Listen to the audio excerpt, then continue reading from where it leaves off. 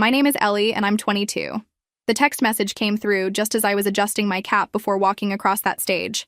Decided to go to Tommy's game. Graduations are boring. You can handle this yourself. Mom. I stared at my phone while hundreds of other families cheered around me. 5 years of working 3 jobs, living on ramen, and somehow maintaining a 3.8 GPA. And not one member of my family bothered to show up. I tucked my phone away, walked across that stage alone, and made a decision that would change everything. They wanted me to handle it myself? Fine. I'd handle everything myself from now on. Where are you watching from today? Drop your location in the comments below and hit that like and subscribe button if you've ever felt completely invisible in your own family. You'll definitely want to stick around for what happened next. The irony wasn't lost on me that I was graduating with a degree in business administration while my family was watching my 19-year-old brother throw a ball around. Tommy was apparently more important than my college graduation. But then again, when wasn't he more important? I'd learned to expect this level of disappointment from them. But somehow this felt different. This was supposed to be my day. One day. Just one. I collected my diploma with a smile plastered on my face, shook hands with the dean, and posed for the photographer like I had somewhere to be afterward, like someone was waiting for me. The families around me erupted in cheers and applause, phones recording every moment, flowers being thrown. I got polite clapping from strangers who felt bad for the girl walking alone. How generous of them. After the ceremony, I sat in my dented Honda Civic in the parking lot, still wearing my cap and gown, watching families celebrate together. The Andersons were taking pictures by the fountain. The Chen family had balloons and a whole entourage. Even weird Kevin from my statistics class had his grandmother there, crying tears of joy. I pulled out my phone and did something I'd never done before. I took a selfie. Just me, in my graduation cap with the biggest fake smile I could manage. I posted it with the caption, "Did it," and waited. 15 minutes later, I had likes from classmates and professors. Nothing from my family, not even my dad. Shocking, right? That's when I realized something that probably should have occurred to me years ago. I didn't actually need them. I'd gotten through college without their help, worked every job from babysitting to waitressing to pay my own way, and somehow convinced myself that their approval would make it all worthwhile. But sitting there in that parking lot, I felt something I hadn't expected. Relief. I drove home to our cramped 2-story house where I'd grown up being the responsible one, the invisible one, the one who figured things out. I could hear the celebration before I even opened the front door. Tommy had apparently made some spectacular play that required cake, and probably presents too. Because that's what we did in the Patterson family. We celebrated Tommy. Must be nice to be the golden child. How was the thing? Mom asked when I walked into the kitchen, not even looking up from cutting cake. The thing? I repeated. Your graduation thing. I stood there for a moment, still in my cap and gown, diploma in hand. Oh, you know, boring, just like you said. Dad wandered in with Tommy, both still in their Phillies gear. Hey kiddo, how'd it go? Fine. I was getting good at one-word answers. Tommy, to his credit, at least acknowledged what had happened. Congrats, sis. Sorry we missed it, but I had scouts there today. Coach said it was the most important game of the season. I nodded like this made perfect sense. Like my college graduation should obviously take a back seat to a college baseball game. Of course it was. Don't be dramatic, Ellie. Mom sighed. You'll have other graduations. Other graduations. Sure, Mom. I'll just collect degrees like baseball cards. That night I sat in my room, and I used the term my room loosely since it had been converted into a storage space years ago, and made a list. A list of every birthday they'd forgotten, every achievement they'd missed, every time I'd been overlooked for something Tommy needed. It was longer than I expected. At the bottom of the page, I wrote, Ellie Patterson died today. Looking back, I probably should have seen this coming when I turned 8 and they forgot to buy me a birthday present. Not forgot my birthday entirely, that would come later, just forgot the present part. Mom handed me a $20 bill the next day and said, pick something out for yourself, sweetie. Even at 8, I knew that wasn't how birthdays worked in other families. But hey, at least I learned early how to shop for myself. The invisibility started early. I was 3 when Tommy was born, and suddenly I became the big sister who could help mommy and daddy. Help turned into responsibility, which turned into expectation, which eventually turned into being completely overlooked because I was so good at taking care of herself. When I was 10, I organized my own birthday party, sent out invitations, bought decorations with my allowance money, and made my own cake because Mom was dealing with Tommy's little league schedule. 5 kids showed up. It was actually fun, but I remember thinking it was weird that I had to plan my own party. Most kids get their parents to do that. Silly me, expecting parental involvement. By middle school, I'd perfected the art of being invisible. Not in a pathetic way, more like a survival mechanism. I got good grades, never caused problems, and somehow convinced myself that if I just did everything right, they'd eventually notice. Spoiler alert, they didn't. The Christmas I turned 14, I found all the presents under the tree labeled with names. Tommy had a pile that could have stocked a small store. Mom and Dad had gifts for each other. There was even a present for our dog, Buddy. My name appeared exactly once on a gift card to Target. Not even wrapped. Just the card in an envelope. "We thought you'd prefer to pick your own stuff," Dad explained when he saw me staring at the gift card. "Teenagers are so particular these days." I smiled and thanked them because that's what good daughters do. But I also started babysitting that week. Not for extra money, for escape. Other families actually talked to each other during dinner. Wild concept, I know. High school was when I really hit my stride as the family ghost. I joined student council, made honor roll every semester, and got a part-time job at Miller's Diner downtown. I was saving for college because I'd figured out early that no one else was planning to pay for it. Mom mentioned once that they'd help where they could, but somehow Tommy's travel baseball expenses always seemed more urgent than my college fund. Amazing how priorities work. Junior year, I was nominated for homecoming court. I came home excited to tell them, but they were deep in crisis mode because Tommy had gotten detention for skipping class. The homecoming thing got lost in the drama of whether this would affect his baseball eligibility. I went to the dance with friends and didn't mention it again. Why bother competing with the Tommy show? The pattern was so ingrained that I stopped noticing it. Tommy's needs came first. Always. His schedule determined family dinners. His games determined weekend plans. His college visits meant family road trips while I researched schools online in my converted storage room.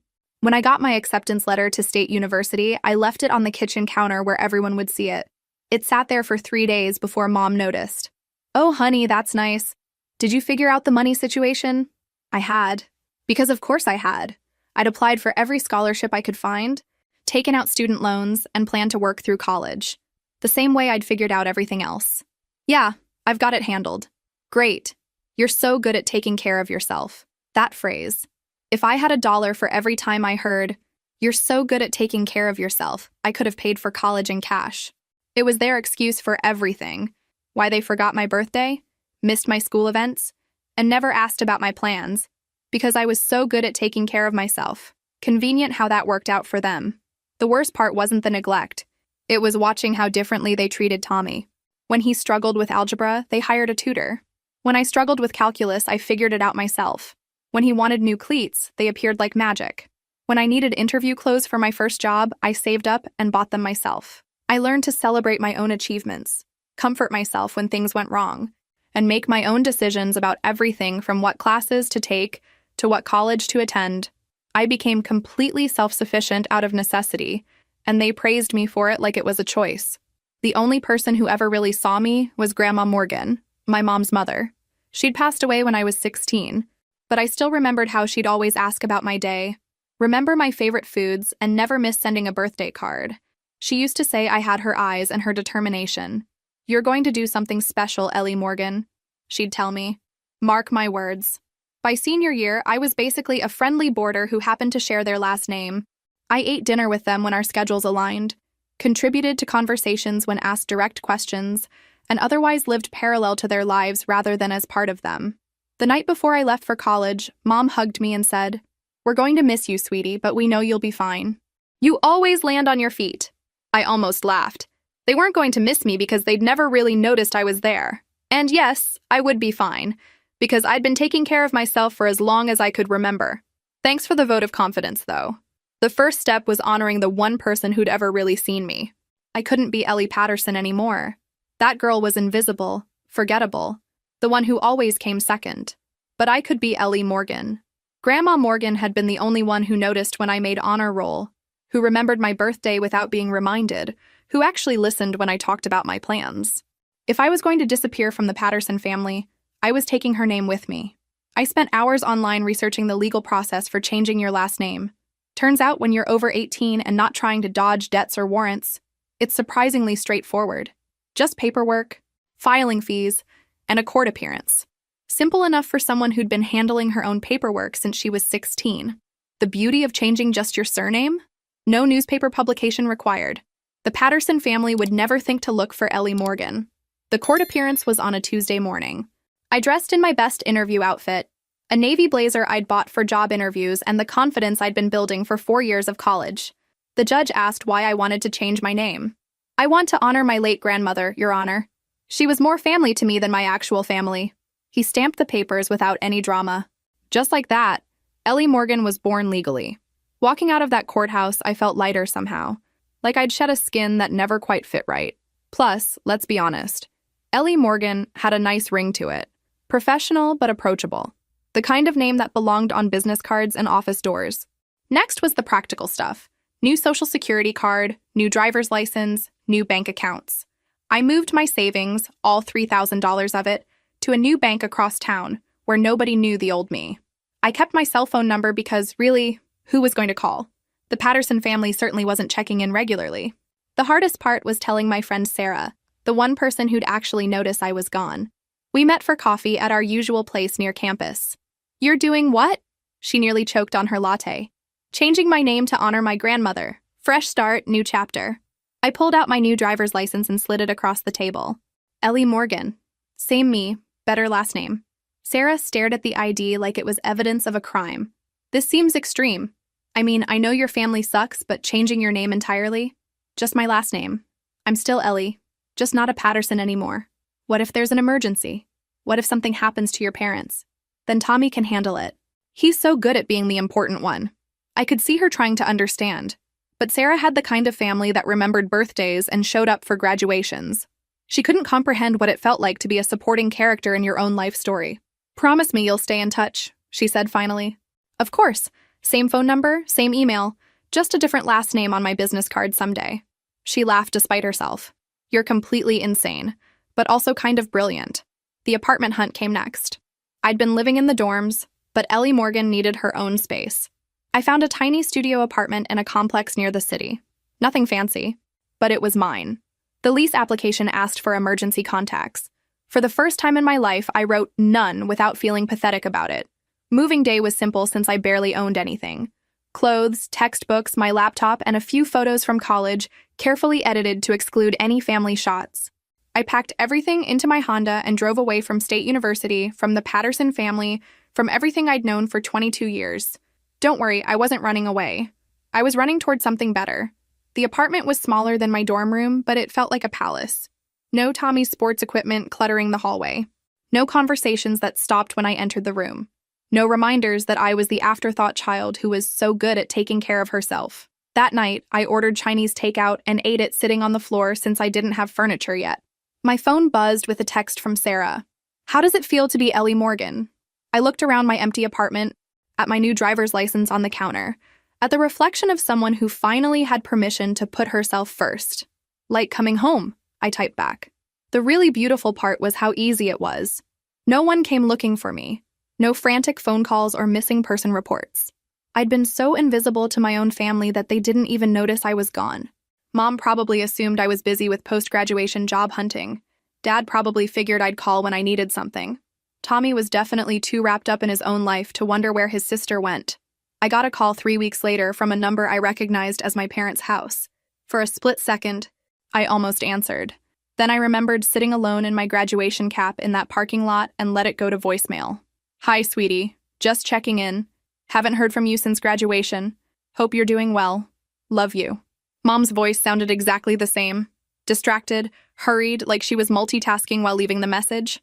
I deleted it without calling back. If they wanted to reach me, they had my number.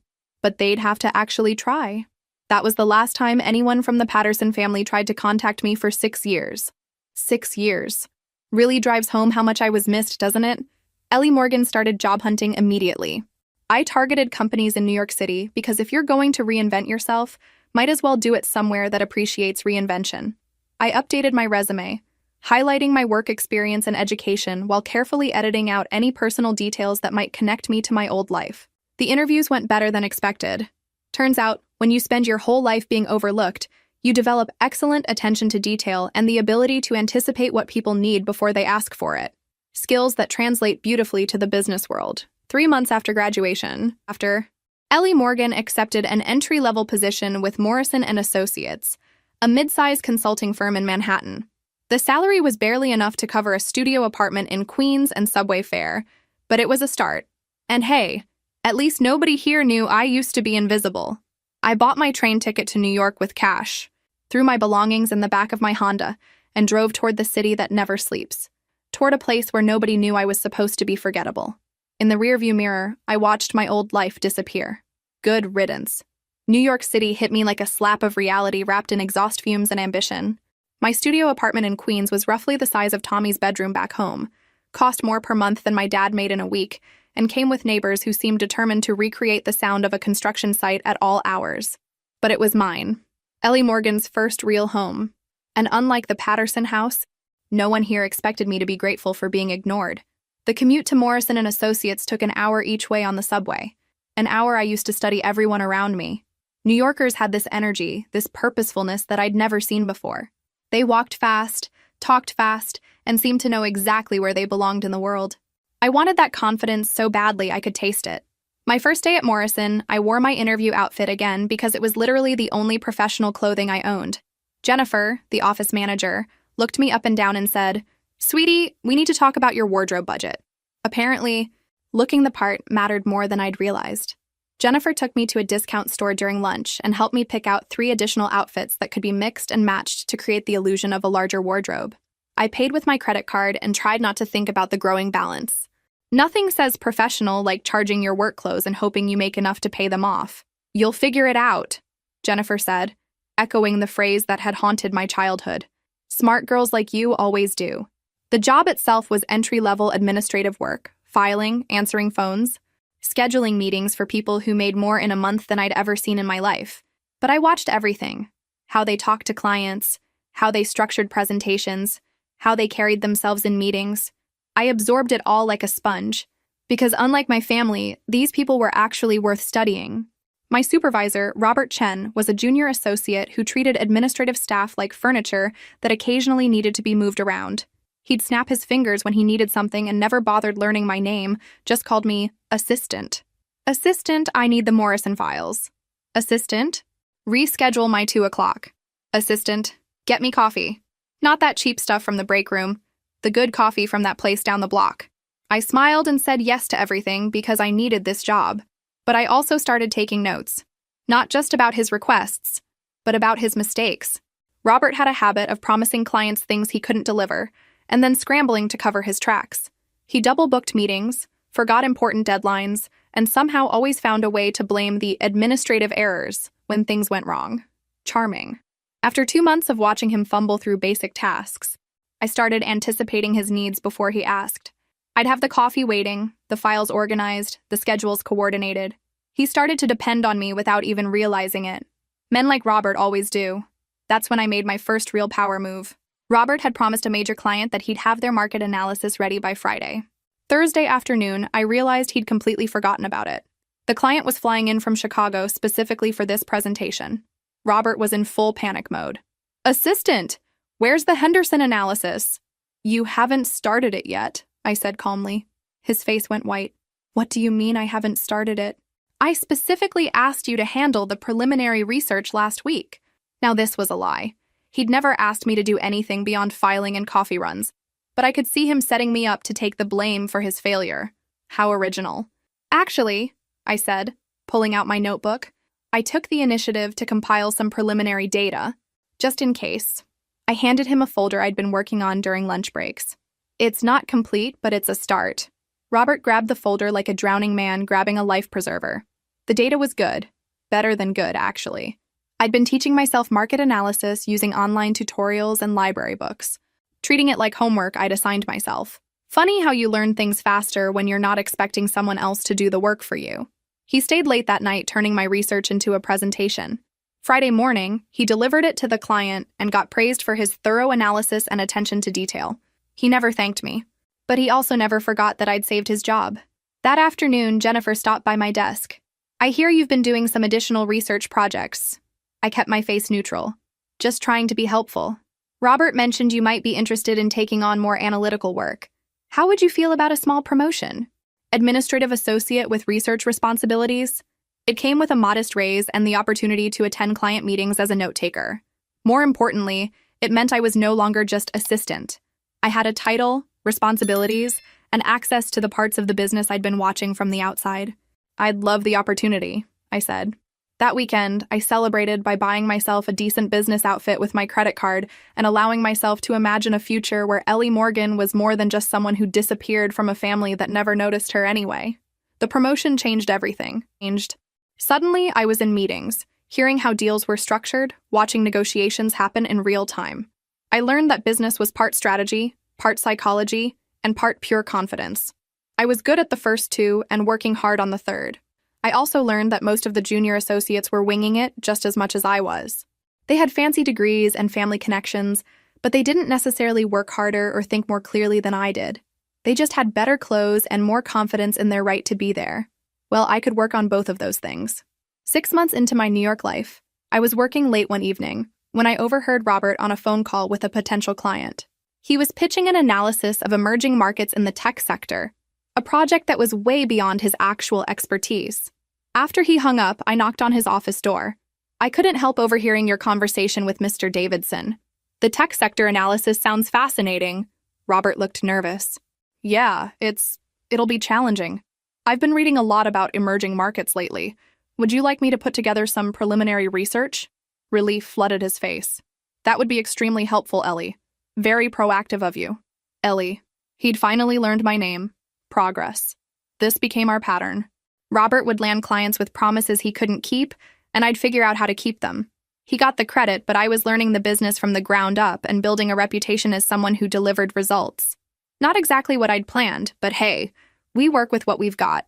It wasn't the career path I'd imagined, but it was working. Slowly, carefully, Ellie Morgan was building something real, something that belonged entirely to her.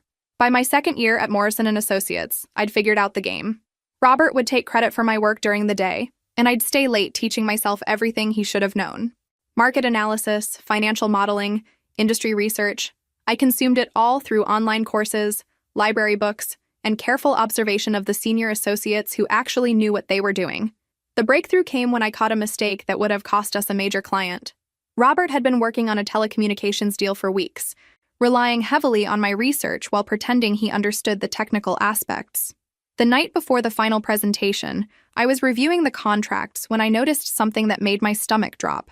The client was about to invest heavily in a technology that was already being phased out by industry leaders. Oops. I knocked on Robert's office door at 9 p.m. We have a problem. I walked him through the issue, showing him articles from trade publications and financial reports he'd never bothered to read. The technology our client wanted to invest in was dead in the water, but they didn't know it yet. If Morrison & Associates let them proceed without warning them, we'd either lose the client when they lost money or get sued for negligent advice. Neither option looked great on a performance review. Robert went pale. What do? We tell them the truth, tonight, before they sign anything. But the commission will be zero if they sue us or never trust us again. Sometimes I amazed myself with my brilliant insights. Robert made the call. The client was initially furious that we were changing our recommendation at the last minute, but grateful when we showed them the evidence. We restructured the entire deal, saving them millions and proving that Morrison & Associates had their best interests at heart. Revolutionary concept, I know. Monday morning, Mr. Morrison himself stopped by my desk. Ellie, I understand you were instrumental in saving the telecom deal this weekend. Just doing my job, sir. He smiled. Your job is administrative support. What you did was strategic analysis that prevented a disaster. We need to talk. That conversation led to another promotion. Research analyst with my own office and a salary that finally covered my rent without requiring creative budgeting. More importantly, I was no longer working through Robert. I reported directly to Jennifer Walsh, a senior associate who actually recognized talent when she saw it. What a refreshing change of pace. Jennifer became the mentor I'd never had. She taught me how to present findings to clients, how to structure reports for maximum impact, and how to navigate office politics without compromising my integrity. She also introduced me to the concept that would change my life: consulting partnerships. The real money isn't in working for firms like Morrison, she explained over lunch one day.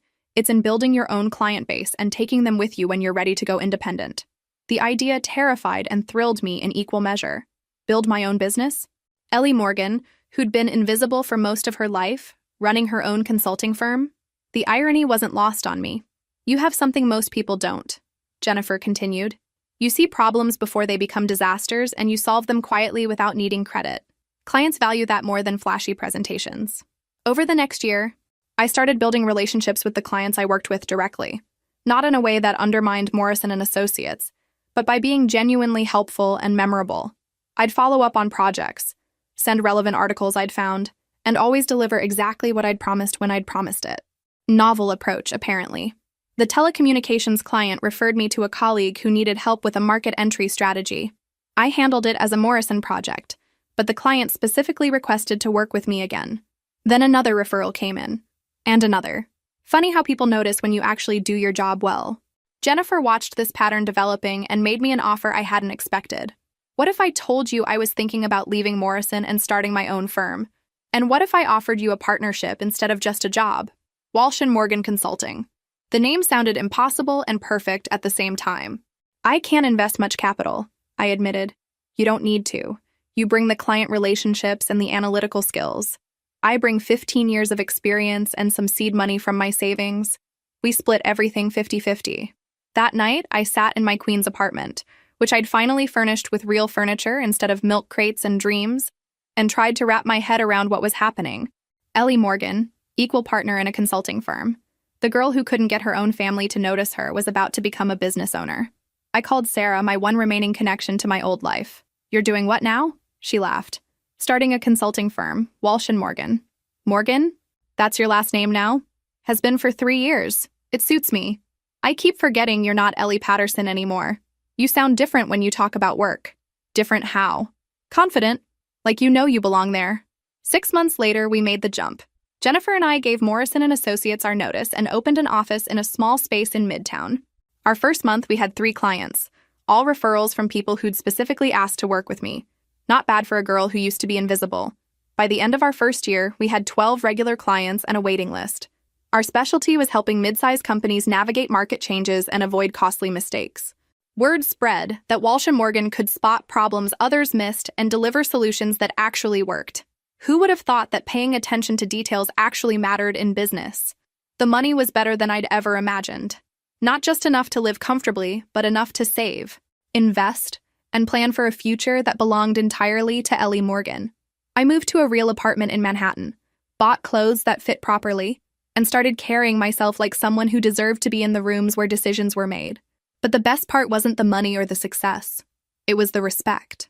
Clients listened when I talked. They implemented my recommendations. They referred their colleagues because they trusted my judgment. For someone who'd spent her life being overlooked, that recognition was worth more than any paycheck. 3 years into running Walsh & Morgan, we landed our biggest client yet, a tech company going through a major transition. The project was complex enough to require a full presentation to their board of directors, including some significant media presence. Ellie, Jennifer said after we'd won the contract, I think it's time we start raising our profile. Conference speaking, industry publications, maybe some media interviews. Media interviews? The idea made my stomach flip. You're the face of the analytical work. You should get credit for what you've built. I thought about that conversation for weeks. Media attention meant visibility. Visibility meant the possibility that someone from my old life might see me. After 4 years of Ellie Morgan's carefully constructed existence, was I ready to risk exposure? Then I realized something important. I wasn't hiding anymore. I'd built a life worth being proud of, and if the Patterson family happened to see it, that was their business. Ellie Morgan had nothing to hide from. Unlike some families I knew, my success was actually earned. Schedule the interviews, I told Jennifer. It's time. The Forbes interview changed everything. Not because I said anything revolutionary, but because sometimes the right story finds you at exactly the right moment. Young Entrepreneurs Reshaping Business Consulting was the headline, with a photo of me in my office overlooking Manhattan. The journalist Rebecca Santos had been impressed by our client retention rate and the fact that we'd grown 200% year over year while maintaining our boutique approach. Most consulting firms scale by adding junior staff, she'd noted. You've maintained quality by being selective about clients. That's unusual for someone your age. I'd rather solve the right problems really well than create new problems by growing too fast, I'd answered. Amazing how that concept confuses people. The article quoted that line and went into detail about our approach to preventive consulting, identifying issues before they became crises. It mentioned our success with the tech company transition and included a sidebar about how we'd saved clients collectively over $30 million in bad investments. I looked professional in the photo, confident, like someone who belonged in a Forbes article. Certainly more successful than anyone who'd sat in a graduation cap alone 6 years ago. The morning it published online, my assistant knocked on my office door with an expression I couldn't read. "Ellie, you have about 30 interview requests and your phone hasn't stopped ringing." Within a week, I was fielding calls from companies 3 times larger than any we'd worked with before. Harvard Business Review wanted to feature our methodology in their next issue. CNBC booked me for a segment about emerging trends in strategic consulting. Apparently, preventing disasters was a hot topic. Who knew? "You realize what this means," Jennifer said as we reviewed the new client inquiries. "We're not a small firm anymore. Not if we take even half of these contracts." She was right. The Forbes article had positioned Walsh & Morgan as innovators, rather than just another consulting company. Companies were coming to us specifically because they'd read about our track record of preventing disasters, rather than just managing them after they happened. The CNBC interview was scheduled for a Tuesday morning. I spent the weekend preparing, practicing sound bites about our philosophy, and rehearsing answers to probable questions. Jennifer helped me pick an outfit that read as successful but approachable, and coached me on speaking in television-friendly time chunks. "Remember," she said as we reviewed my talking points one final time, "you're not Ellie, the girl who disappeared from her family. You're Ellie Morgan, founding partner of Walsh & Morgan Consulting. Own that." The interview took place in CNBC's Midtown studio. I'd been nervous, but once the cameras started rolling, I felt oddly calm. The anchor, Michael Roberts, asked smart questions about our growth strategy and the emerging trends we were seeing in the market. "What advice would you give to other young professionals looking to start their own firms?" "Don't wait for permission," I heard myself say. "Don't wait for someone else to validate your ideas or give you a platform. If you see a problem that needs solving and you know how to solve it, start solving it. The credibility comes from the results." That sounds like the voice of experience. I suppose it is, though I'd recommend getting your family's support first if you're lucky enough to have that. The slight edge in my voice was probably lost on viewers, but it felt good to say. After the interview, the producer mentioned they'd received several calls during the segment from viewers asking for our contact information. "That doesn't usually happen with business interviews," she said. "You clearly struck a nerve." The segment aired that evening. I watched it from my apartment with a bottle of wine and a growing sense of unreality. There I was on national television talking about business strategy like I'd been doing it my whole life. The confident woman on screen bore no resemblance to the invisible girl who'd sat alone in a graduation cap 6 years earlier. My phone started buzzing almost immediately after the segment ended. New client inquiries, interview requests, and congratulations from colleagues. But there was one call I almost didn't recognize. "Sarah. Oh my God, Ellie, I just saw you on CNBC. Pretty surreal, right?" "Surreal. You looked like you belonged there. You looked so professional, successful." "I am professional and successful." It felt good to say that without qualifying it. "I know, but seeing you on TV made it real somehow. My roommate was watching with me and she was like, 'Wait, you know her?' I felt like a celebrity by association." We talked for an hour, catching up on her life and mine. She'd gotten married, moved to Denver, and was working as a marketing coordinator for a nonprofit. Normal life progression for someone who hadn't reinvented herself completely. "Can I ask you something?" she said toward the end of the call. "Sure. Do you ever miss it? Being part of a family, I mean? Having people who knew you before you were successful?" I looked around my apartment. My successful, carefully curated, completely independent life. I miss the idea of having a family that cared about me. But I never actually had that, so I can't miss something that didn't exist. That's incredibly sad. Or incredibly freeing. Depends on your perspective. After we hung up, I sat by my window looking out at the Manhattan skyline. Somewhere out there, maybe my family had seen the interview. Maybe they'd recognized the daughter and sister they'd forgotten about. Maybe they were wondering how invisible Ellie Patterson had become Ellie Morgan, successful businesswoman. The thought didn't upset me the way it might have a year ago. If they'd seen it, they'd seen what they'd missed out on by never bothering to notice me. Their loss, not mine. But I also realized something else. I wasn't completely free of them yet. Part of me still cared what they might think, still wondered if they'd finally be proud of what I'd accomplished. That bothered me more than I wanted to admit. After everything, some small part of me was still that girl waiting for approval. Have you ever experienced something amazing and realized you still cared about people who'd never cared about you? Drop a comment below about how you handled it, and don't forget to hit that like button if you're enjoying Ellie's journey. Ellie Morgan had built an incredible life, but she wasn't quite finished becoming herself. The real test would come when the past finally caught up with the present. And based on how much attention that Forbes article was getting, that confrontation might be coming sooner than I'd expected. The success from the Forbes article and CNBC interview created a snowball effect I hadn't anticipated. Within 6 months, Walsh & Morgan had doubled in size, moved to a larger office in a prestigious building, and I was being invited to speak at conferences across the country. Not bad for someone who used to be professionally invisible, but the real game changer came when Marcus Wellington called. Wellington Industries was a Fortune 500 company facing a crisis that had already cost them 2 CEOs and hundreds of millions in lost revenue. Their board had seen my CNBC interview and wanted to know if I thought their situation was salvageable. Most consulting firms we've talked to want to restructure everything, Marcus explained during our first meeting. Massive layoffs, complete reorganization, the whole disaster playbook. But you specialize in prevention, not cleanup. What would you have done differently 6 months ago?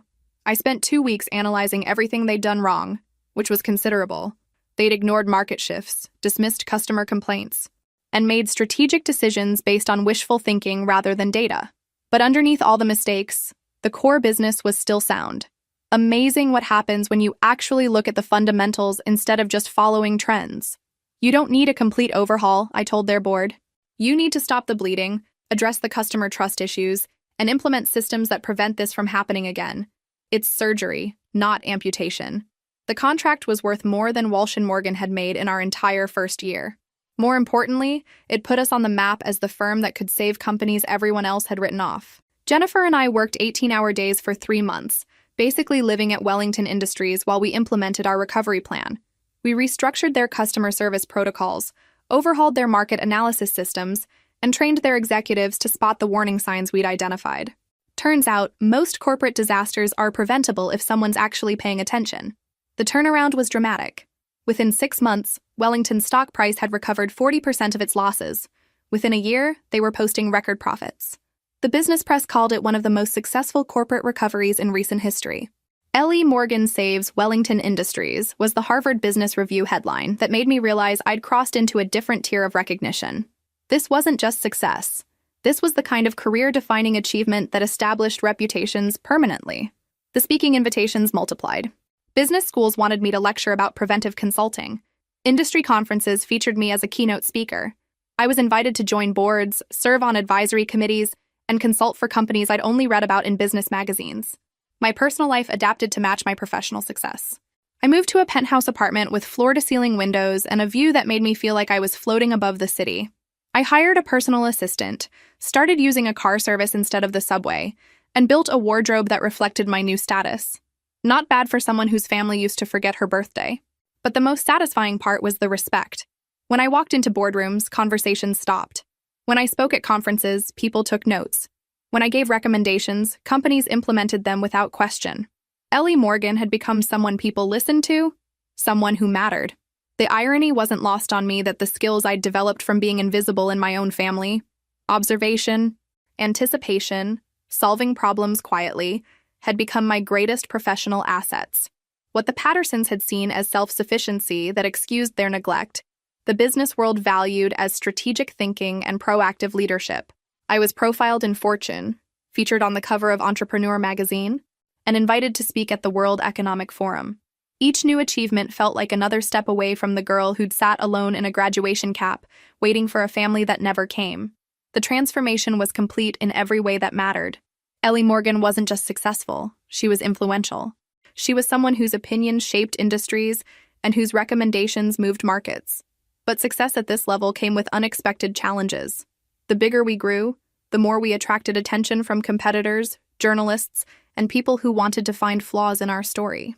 Jennifer handled most of the background checks and media inquiries, but she mentioned that reporters were getting more persistent about wanting to know details about my background. They're looking for the origin story, she explained. Self-made entrepreneurs are good copy, but mysterious self-made entrepreneurs are better copy. Someone's going to start digging deeper eventually. The thought should have worried me more than it did. But Ellie Morgan had nothing to hide. She was exactly what she appeared to be. Someone who'd built something remarkable through talent, hard work, and refusing to accept limitations other people tried to impose.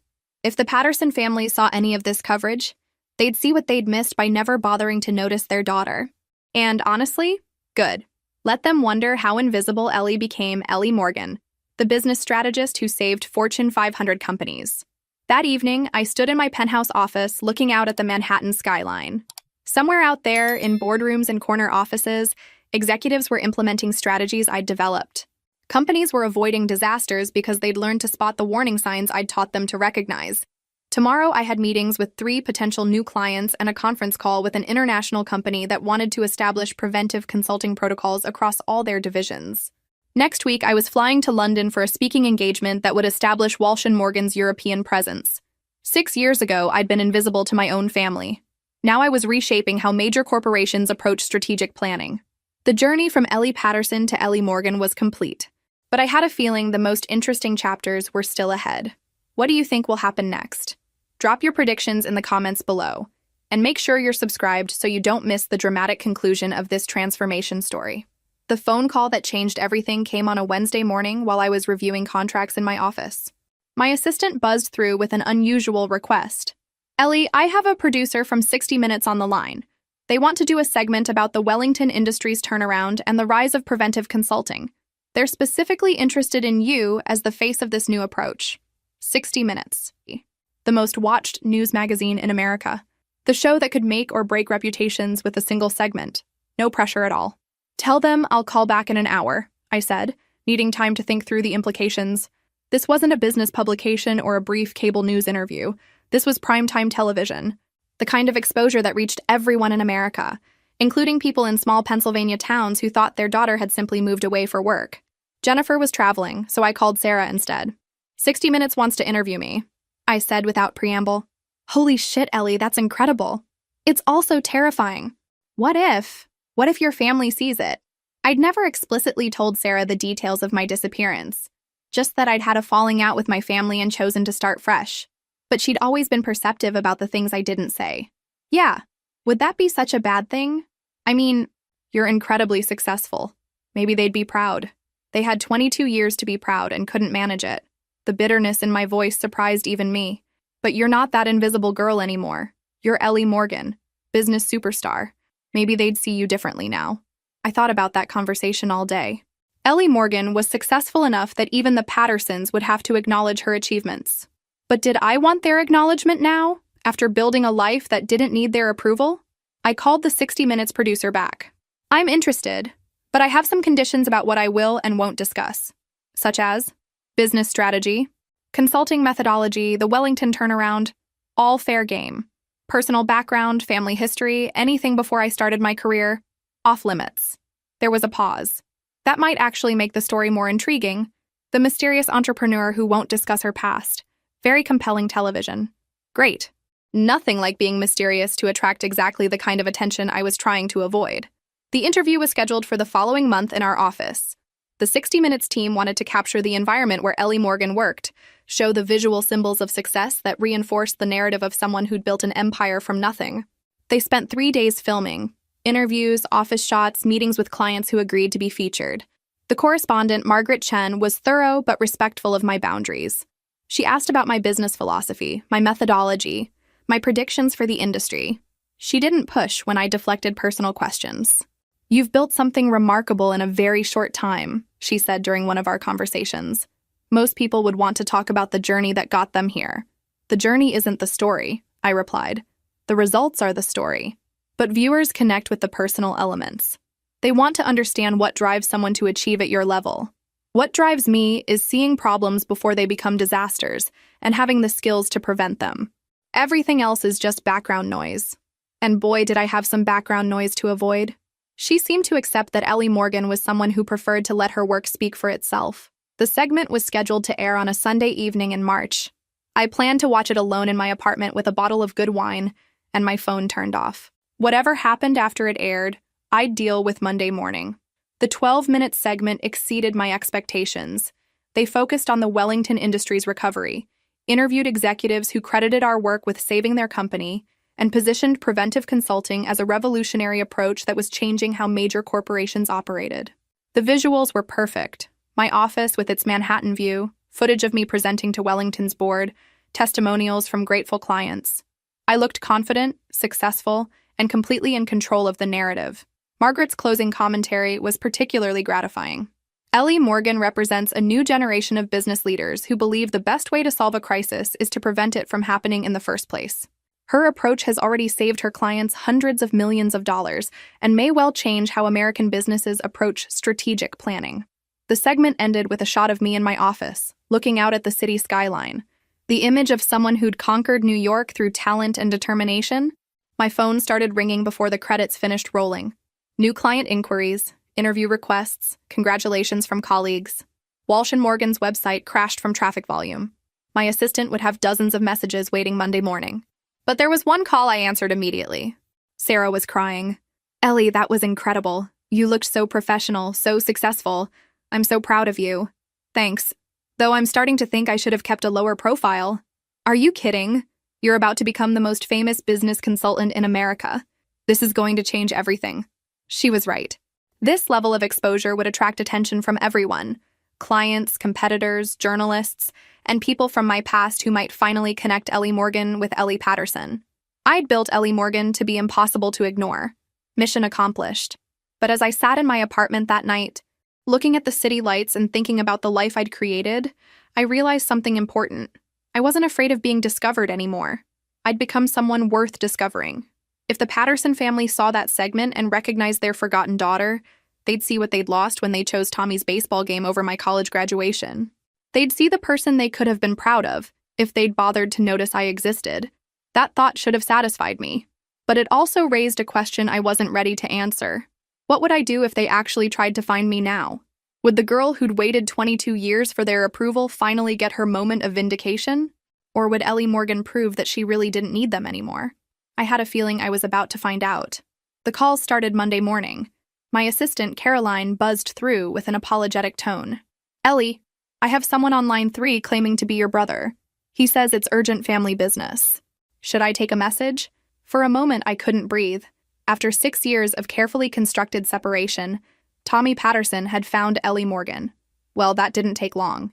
Tell him I'm in meetings all day and take his information. But the calls kept coming.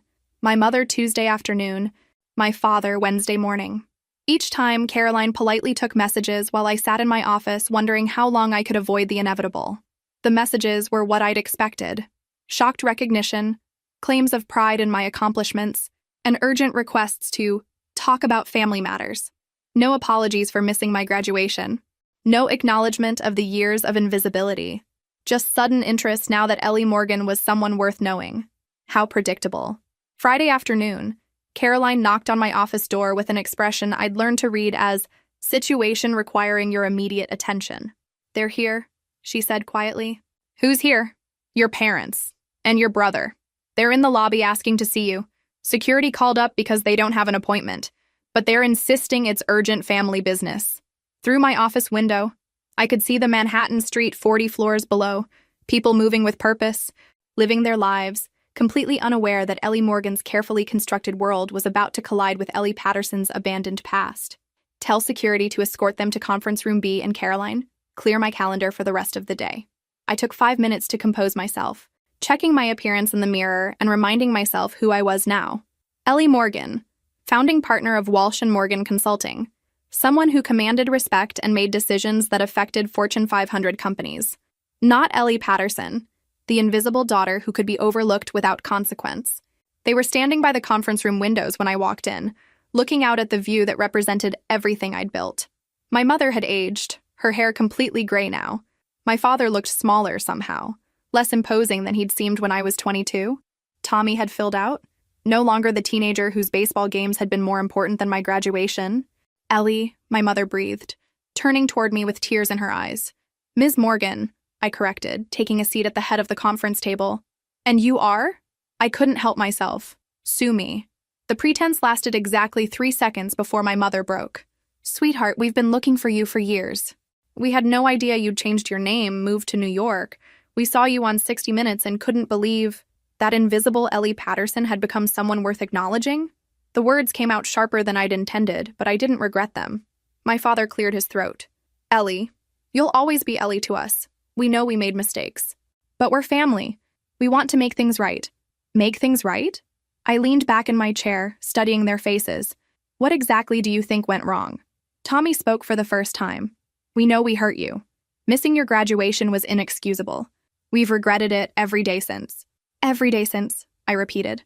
Interesting, because it took you 6 years and a national television appearance to regret it enough to actually look for me. The silence stretched uncomfortably. They'd come expecting a reunion, a tearful reconciliation.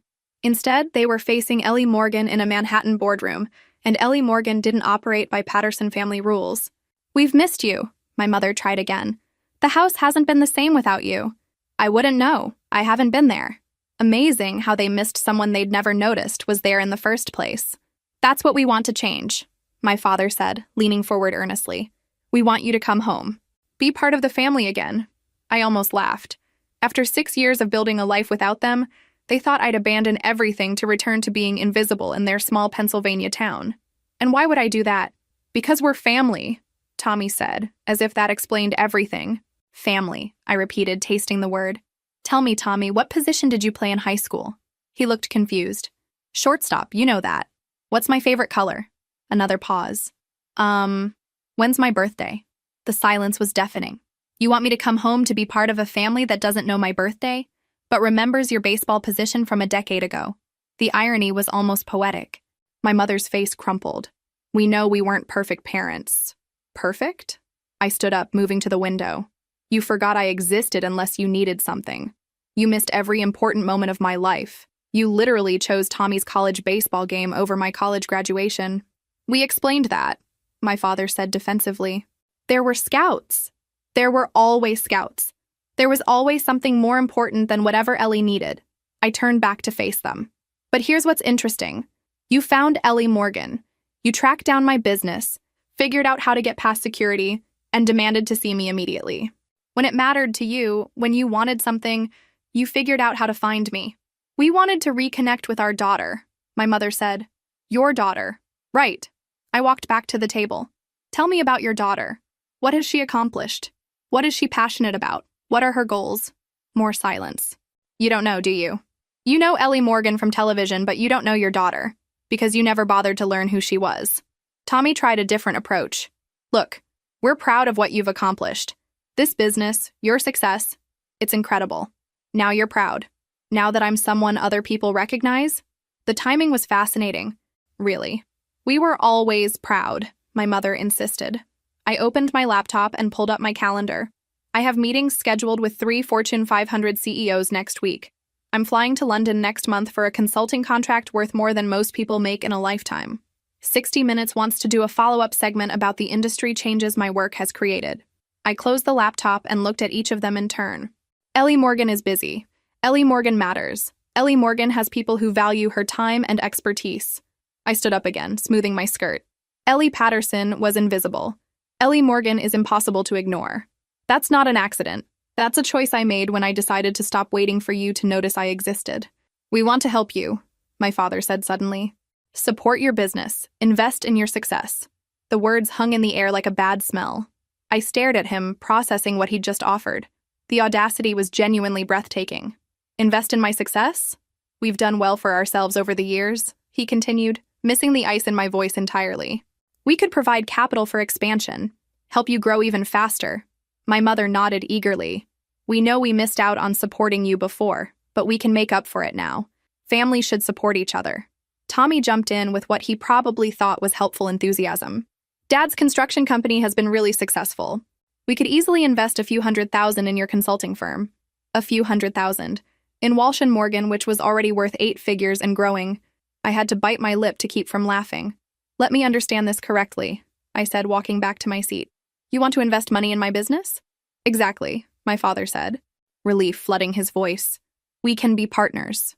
Real family partners. And in exchange? In exchange, you come home. We rebuild our relationship. You can run your business from anywhere these days, right? Technology makes location irrelevant.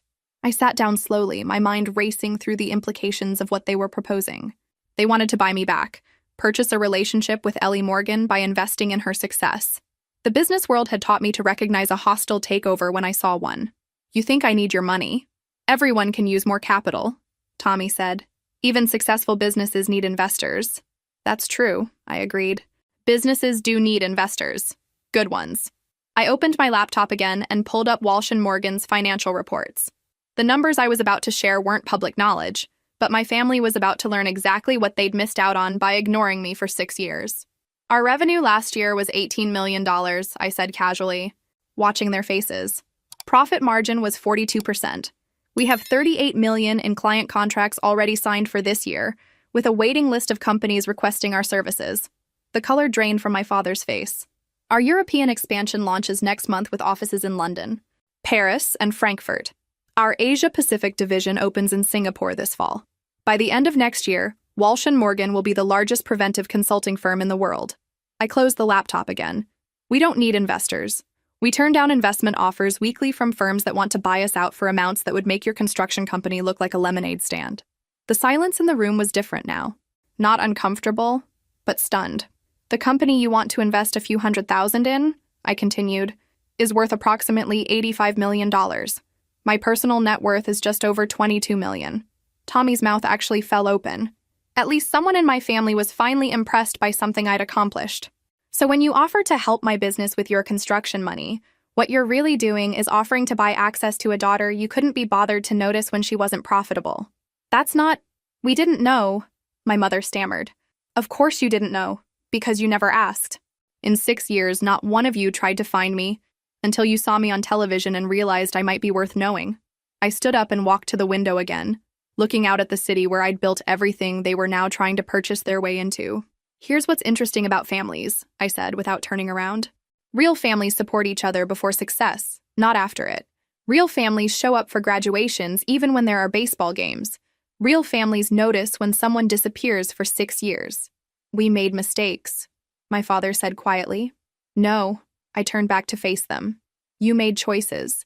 Consistent choices over and over for 22 years. You chose to ignore me, overlook me, and forget about me every time something more interesting came along. But we want to fix that now, my mother pleaded. Now that I'm rich enough to be worth your attention. It's not about the money. It's entirely about the money.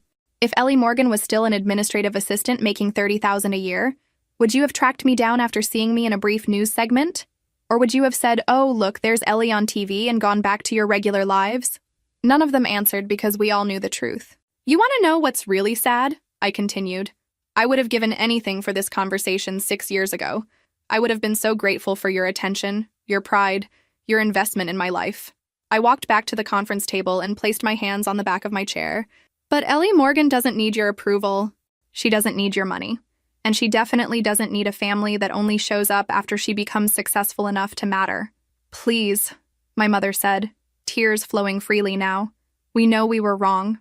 We know we hurt you. But we're here now. Doesn't that count for something? For a moment? I almost wavered. The girl who'd waited 22 years for them to notice her wanted to say yes. It counted for everything. But Ellie Morgan knew better. You're here now because I'm worth $85 million.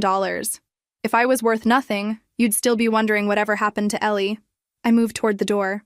Here's my counteroffer to your investment proposal. Take the money you wanted to give me and donate it to college scholarships for students whose families can't afford to support their education. Students whose parents work 3 jobs to pay tuition. Students who sit alone at graduation because their families had more important things to do. I opened the conference room door. Caroline will validate your parking. Security will escort you to the lobby. Ellie, please, my father called as I stepped into the hallway. I turned back one final time. Ellie Patterson died 6 years ago in a college parking lot. You're looking for someone who doesn't exist anymore. Then who are you? Tommy asked desperately. I smiled, and for the first time in the entire meeting, it was genuine. I'm Ellie Morgan, and I'm everything Ellie Patterson could have been if anyone had bothered to notice she existed. They didn't leave. For 2 weeks after our conference room meeting, the Patterson family launched what could only be described as a campaign to win me back. It started with flowers delivered to my office every day, expensive arrangements with cards signed, "Your loving family." Then came the letters, handwritten and heartfelt, detailing memories I apparently should have cherished, and apologizing for oversights that were actually systematic neglect. Tommy showed up at my building twice, trying to convince security he needed to deliver urgent family documents. My mother called Walsh and Morgan repeatedly, claiming there was a medical emergency that required my immediate attention. My father somehow got Caroline's direct number and left rambling voicemails about how much they missed me. It was pathetic and manipulative, and exactly what I should have expected from people who'd never learned to hear the word no. Some things never change. The breaking point came on a Thursday evening when I returned to my penthouse to find my mother sitting in the lobby of my building. The doorman was very understanding when I explained the situation, she said, standing up with obvious relief when she saw me. I told him I was your mother and that we'd had a misunderstanding. Did you tell him you haven't spoken to your daughter in 6 years because you forgot she existed? Ellie, please. Can we just talk? Really talk? Against my better judgment, I let her come up to my apartment. Maybe it was curiosity about what new manipulation she'd attempt, or maybe some part of me still wanted to hear what she thought justified 6 years of silence followed by 2 weeks of harassment. She walked through my penthouse like she was touring a museum, touching furniture and staring at the view with obvious awe. You've done so well for yourself, she murmured. This is incredible. It's home. It's like something out of a magazine. She settled onto my couch, looking small and out of place among the careful elegance I'd created.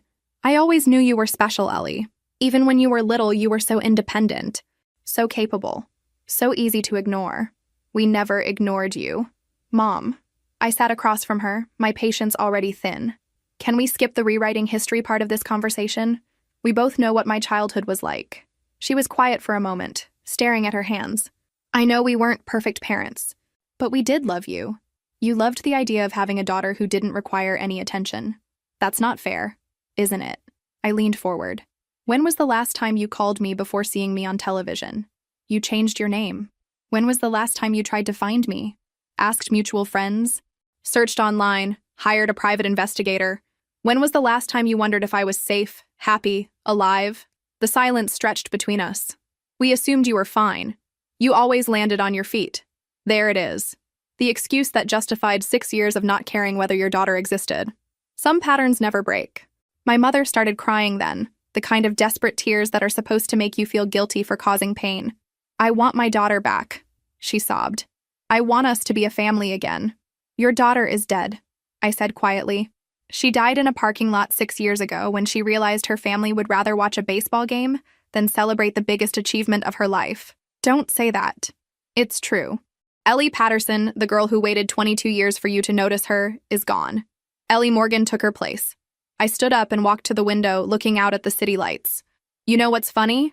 I spent so many years trying to figure out what was wrong with me, why I couldn't earn your attention, your pride, your basic acknowledgement. I thought if I just worked harder, achieved more, caused fewer problems, you'd finally see me. I turned back to face her. But there was never anything wrong with me. The problem was that you were looking for reasons not to care rather than reasons to notice. That's not true, isn't it? Every achievement was dismissed because I was so independent. Every disappointment was my responsibility to handle because I was so capable. Every missed birthday or forgotten event was acceptable because I understood that other things were more important. My mother wiped her eyes with a tissue from her purse. We made mistakes. But families forgive each other. Families work through problems together. Families do work through problems together. I agreed. But this isn't a problem that can be worked through. This is 22 years of systematic neglect followed by 6 years of complete indifference. You didn't even notice I was gone until I became successful enough to be worth noticing. We noticed... When? When exactly did you notice? Another long silence. We saw you on 60 Minutes and realized that you'd missed out on claiming credit for someone successful. That's what you realized. I walked back to where she sat, looking down at the woman who'd given birth to me but never bothered to know me. Here's what's going to happen. You're going to leave my apartment, my building, and my life. You're going to stop calling my office, stop sending flowers, and stop harassing my staff. You're going to go back to Pennsylvania and live the life you chose when you decided I wasn't worth your attention. You can't mean that. I absolutely mean that. Ellie Morgan doesn't have time for people who only care about her because she's profitable. Ellie Morgan surrounds herself with people who valued her before she was worth $22 million. I walked to the door and held it open. This is goodbye, not see you later or let's keep in touch. This is goodbye forever. My mother stood up slowly, her face stricken. You'll regret this. Family is forever. Money and success don't last, but family is always there. I almost laughed at the irony. You weren't there for graduation. You weren't there for birthdays. You weren't there when I moved to a new city, started a business, or built the life you're now trying to buy your way into. You weren't there for any of it. I gestured toward the hallway. The only thing family is forever guaranteed to do is disappoint you when you need them most. Ellie Morgan learned that lesson and moved on. She walked to the door but stopped in the threshold. I'll always be your mother. Biology doesn't make you family. Care does. And you stopped caring about me long before I stopped being Ellie Patterson. After she left, I poured myself a glass of wine and sat by the window, looking out at the Manhattan skyline, the city that had welcomed Ellie Morgan and never once made her feel invisible. My phone buzzed with a text from Sarah. Saw the news about your family finding you. How are you handling it? I typed back. They didn't find me. They found Ellie Morgan. There's a difference. For the first time in 6 years, I felt completely free. The girl who'd waited for their approval was finally, truly dead. Ellie Morgan was all that remained. And Ellie Morgan had better things to do than waste time on people who only loved her when she was worth loving. 6 months later, I was standing in the boardroom of Wellington Industries, watching their CEO present the quarterly results that proved our preventive consulting had saved them over $150 million in potential losses.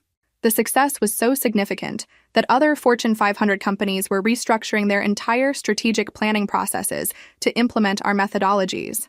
Ellie, Marcus Wellington said as the meeting concluded, I hope you know that you didn't just save our company. You revolutionized how we think about business entirely. The compliment should have felt satisfying, but mostly I felt grateful. Grateful for the work that challenged me, the colleagues who respected me, and the life I'd built that had nothing to do with winning approval from people who'd never deserved my effort. That evening, I was cleaning out my desk when Caroline knocked with an envelope that had been delivered by messenger.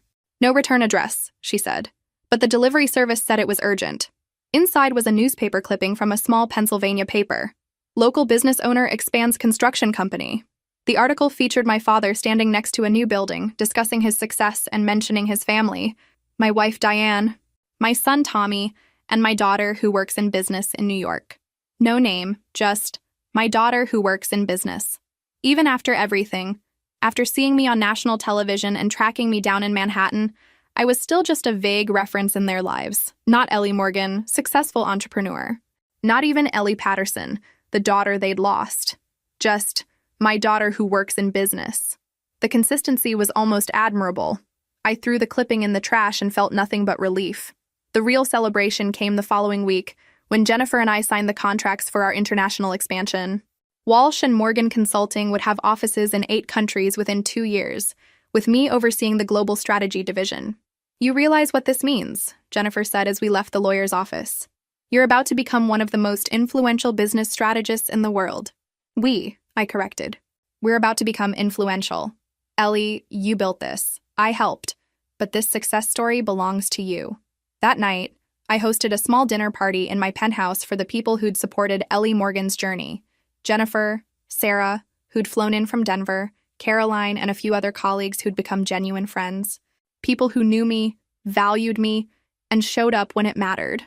To Ellie Morgan, Jennifer raised her glass, who proved that the best revenge is a life so successful it makes your past irrelevant.